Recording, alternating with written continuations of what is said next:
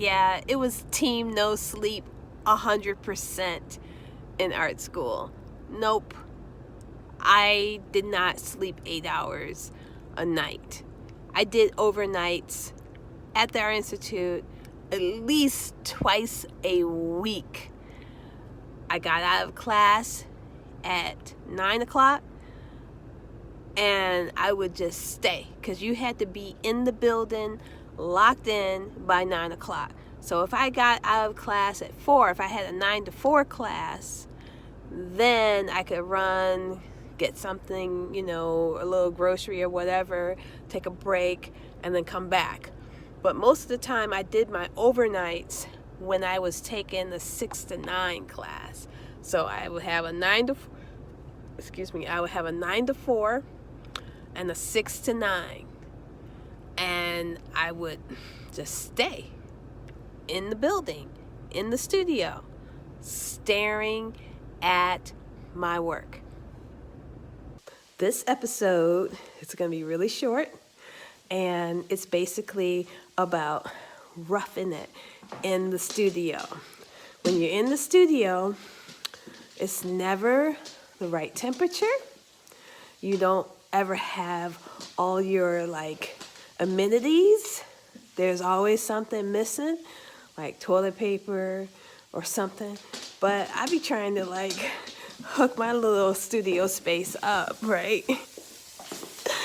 I be trying to have the most comfort at my studio space because I want to be able to chill out and eat something and have a little beverages on hand. And I used to do that when I was at the Art Institute too. It was very interesting because when I did it overnight at school, I would pack myself a little bag of goodies. I remember one of the smartest things I ever did was I got myself one of those instant coffee pots, where you just have to add water.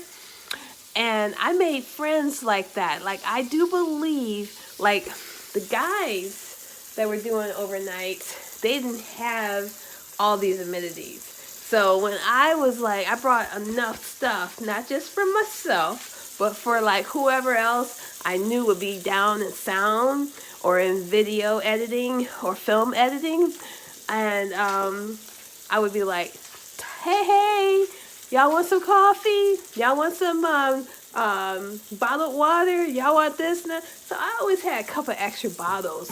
And I do believe that's how I made a lot of friends with the other students that were doing overnights. You might say, what kind of students will do overnights? Well, you would have photography. When I was in photography, we did overnights, okay, because we were printing in the dark room, and it was so much easier to do printing when there were less people there. So we did overnights. I also did a lot of performance art, so I would build a lot of installations. So when the next morning, 9 o'clock, the students come in. If I was going to do something very elaborate in terms of installation, then I would do it overnight, the night before, so I would have time to craft my installation, and then I would be one to go first and do my piece. Yeah. Who else? Painting. Of course, painting. Okay, I know a lot of people in printmaking would do overnights, and they would be working the whole time. Maybe fall asleep on the desk or in a chair or something. But most of the time, we were definitely wide awake doing our work.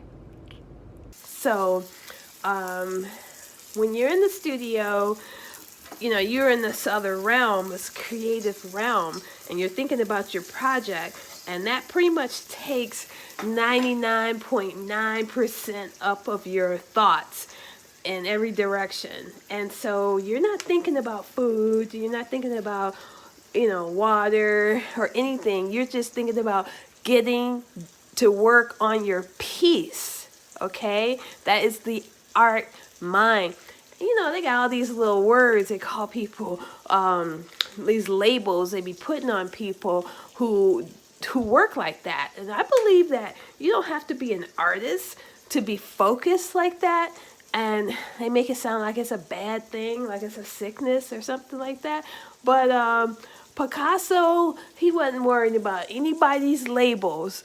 Okay, what he was worried about was getting the work done because he knew he wasn't going to be here forever.